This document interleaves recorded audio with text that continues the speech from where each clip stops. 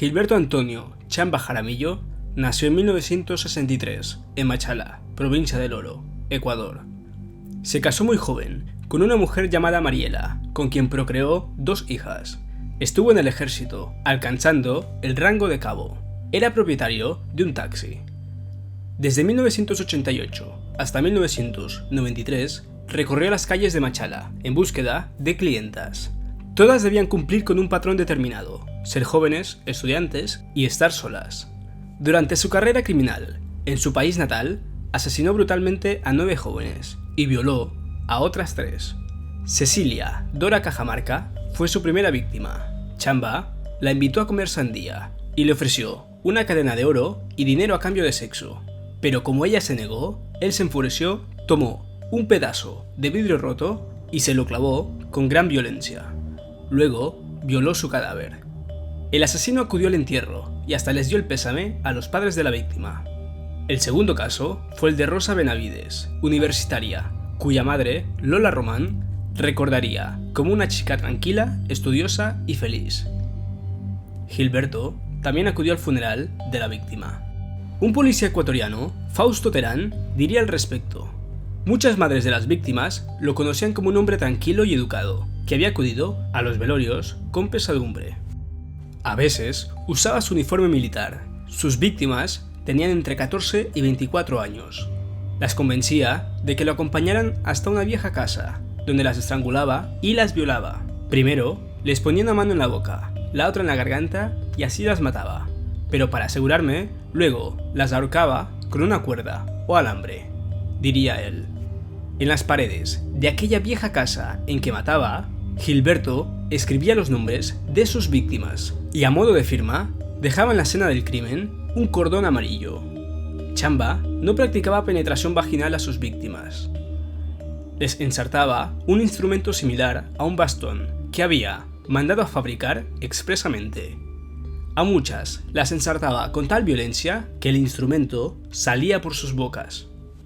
Fue una verdadera psicosis colectiva la que vivió Machala en los 5 años en que Chamba cometió sus atrocidades, siendo bautizado por la prensa como el monstruo de Machala. El 19 de abril de 1993 fue arrestado y su reinado de terror en su país natal concluyó. Tras ser detenido, declaró: yo las violaba después de muertas, esa era mi satisfacción personal, soy culpable y en esto he andado solo. Chamba contó a los policías cada uno de los pasos que siguió antes, durante y después de los crímenes.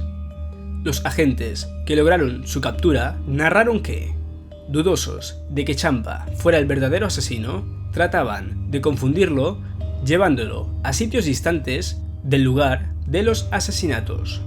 Sin embargo, con frialdad, Chamba los corregía y les llevaba donde había violado y matado a sus víctimas. De sus 10 víctimas en Ecuador, 2 eran menores de edad, y el testimonio de una trabajadora sexual, una de las 2 mujeres que sobrevivió a sus ataques, sirvió para iniciar el proceso penal en su contra, que terminó con una sentencia de 16 años de prisión. El 5 de julio de 1997 fue trasladado a la cárcel de Zaruma, según registros de la Dirección Nacional de Rehabilitación Social. Solicitó el cambio porque se sentía amenazado por el interno Giovanni Arcesio Noguera Jaramillo, quien el 13 de noviembre de 1994 asesinó a Daniel Camargo Barbosa, el monstruo de los manglares, en el penal García Moreno de Quito, donde este último cumplía una pena por haber violado y estrangulado a docenas de niñas en Guayaquil, en la década de 1980. De su sentencia, Chamba apenas cumplió 7 años, pues se acogió al beneficio del 2x1, que rebajaba las penas de los presos con buena conducta a la mitad, y recibió un año más de indulto debido al Jubileo 2000, que otorgaba ese tiempo de gracia o perdón. El 9 de noviembre del año 2000, tras cumplir su pena y luego de limpiar su historial policial, un beneficio que solo es posible en Ecuador, Gilberto, quien hasta ese entonces estaba casado y tenía hijas con su esposa Mariela, decidió trasladarse a España. Un vuelo lo llevó hasta Ámsterdam y de allí se trasladó al aeropuerto de Barajas en Madrid, en donde lo esperaban 2 de sus hermanas. Desde entonces, Chamba realizó varios trabajos de albañilería. También fue portero de los vecinos del edificio en donde vivía, con sus familiares y novias casuales.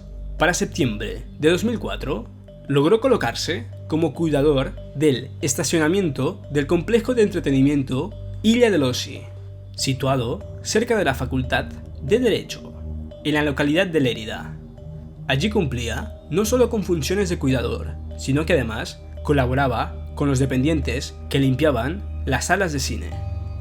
Los 6 años de aparente tranquilidad para la familia de Chamba, quienes sufrieron por su encierro en Ecuador, terminaron cuando Gilberto fue detenido el 1 de diciembre de 2004, acusado de haber violado y asesinado a María Isabel Bascuñana, una estudiante de la Facultad de Derecho de la Universidad de la localidad.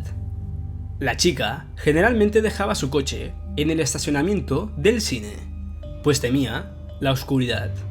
La última vez que se le vio con vida fue la noche del 23 de noviembre.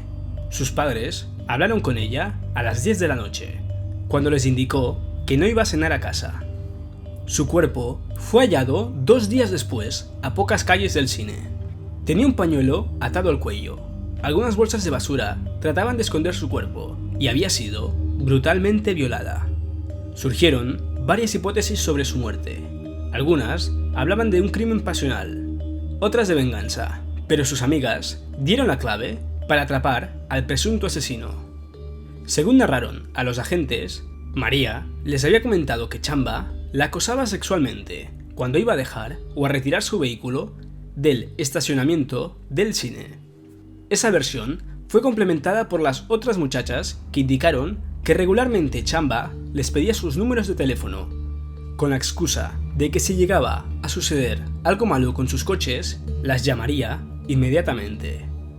Sin embargo, muchas de ellas recibieron llamadas de acoso sexual, y la única explicación que encontraron es que el cuidador realizaba las llamadas. Dicha hipótesis se confirmó cuando los agentes encontraron el teléfono móvil de María.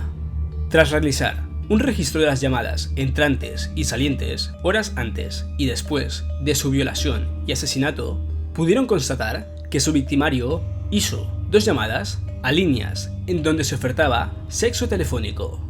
Las llamadas duraron entre 5 y 6 minutos.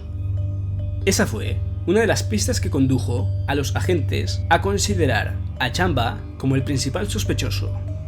Adicionalmente a ese dato, los agentes alegaron en el juicio haber encontrado en el interior de la guantera del vehículo de María bolsas de basura similares a las que intentaban cubrir su cuerpo. Esas fundas eran muy similares a las que utilizaban las personas de limpieza de los cines para llevar los residuos. Inmediatamente relacionaron el hecho con Chamba, al ser él uno de los ayudantes de limpieza. En un primer momento, Chamba fue detenido únicamente para investigaciones, pues sus compañeros de trabajo, quienes fueron llamados a declarar dentro del proceso, dijeron que no notaron nada raro la noche del crimen y que el ecuatoriano no se ausentó de su lugar de trabajo. Además, las versiones de vecinos y conocidos de Chamba eran a favor del asesino en serie y daban cuenta de una buena conducta y amabilidad, descartándolo como sospechoso de los hechos. Sin embargo, las pruebas de ADN realizadas en los restos de semen encontrados en el cuerpo de la víctima incriminaron directamente a Chamba, quien alegó que la policía española creó un complot para acusarlo. Según él, los agentes tomaron una muestra de esperma de un preservativo que él había usado y luego lo introdujeron en la vagina de María para señalar que él era el culpable. Realizados los análisis y pruebas correspondientes, la fiscalía desestimó ese argumento, que fue el principal elemento de defensa del ecuatoriano. Con lágrimas en los ojos, la madre de Rosa Benavides, una anciana de 72 años, declararía a un reportero: "No se imagina cómo sufrimos todo ese tiempo, y nos dio más rabia cuando nos enteramos de que el asesino estaba tan campante en España, como si nunca hubiera hecho algo malo". Chamba lloró cuando lo arrestaron. Luego fue juzgado. Además de esas pruebas, La parte acusatoria alegó el intento de ocultamiento de información por parte de Chamba, quien en un primer momento dijo que al ser abordado por la policía, dio a conocer sus antecedentes penales en Ecuador y un incidente en España en el que estuvo relacionado sobre tenencia de armas. Sin embargo, a lo largo del proceso se probó que el acusado ocultó su pasado judicial hasta que cotejamientos entre la policía de España y Ecuador confirmaron que era la misma persona sentenciada en Machala por asesinatos en serie. Presenta un perfil de psicopatía sexual integrado con falta de empatía hacia sus víctimas y una profunda desviación sexual, consistente en la necesidad de unir la satisfacción sexual por actos violentos a la muerte, diría sobre él un psiquiatra.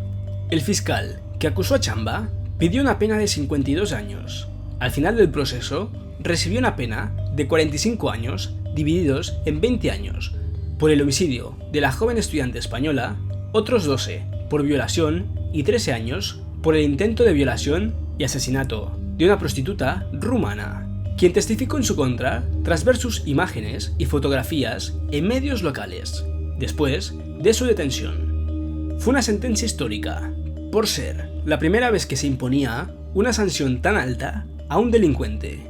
Terminó así sus correrías el multihomicida, mientras en Ecuador, al enterarse de la condena impuesta en España, Alejandro Muñoz, tío de Mariana Elizabeth, una de sus víctimas, dijo ante la prensa: que se pudra en la cárcel. Ojalá la justicia española no sea tan corrupta como la ecuatoriana. Hasta la fecha, se encuentra recluido en el Centre Penitenciari de Quatre Camins, en el módulo 6, en España. Esta información no está confirmada, pero algunos ciudadanos de Machala, cuando arrestaron a Chamba, declararían que él era el conductor de los niños ricos de esa ciudad y que Chamba solo conducía. Por eso, muchas personas, en su declaración de que él había actuado solo, les sonó raro, ya que eso no suele ser habitual. También decían de que la salida de su cárcel y la borrada de su historial judicial fue también parte de la familia de estos chicos ricos, ya que para eso se necesita mucho dinero. Y además, el viaje a España en aquel momento era bastante dinero para poder costeárselo él solo.